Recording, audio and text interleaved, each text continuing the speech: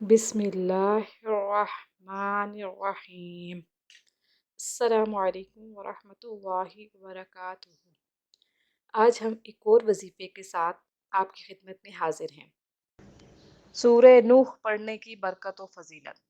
اس سورہ کو پڑھنے سے ایمان میں پختگی آتی ہے۔ اگر کسی شخص کو دشمن بہت تنگ کرتا ہو اور جا بجا ذلیل و خوار کرنے کی کوشش کرتا تو اسے چاہیے کہ اس سورت کو 11 روز تک روزانہ 111 مرتبہ پڑھے۔ انشاءاللہ دشمن سے نجات ملے گی اور ظلم کرنے والا خود اپنے انجام کو پہنچے گا۔ اگر اس سورت کو 11 روز تک 11 بار کاروبار کی جگہ پڑھا جائے تو کاروبار اور آمدنی میں اضافہ ہوتا ہے اور پریشانی اور خسارے کا ڈر ختم ہو جاتا ہے۔ مزید وظائف کے لیے ہمارے چینل کو وزٹ کرنا مت بھولیے گا اور جاتے جاتے ہمارے چینل کو سبسکرائب کر دیجیے۔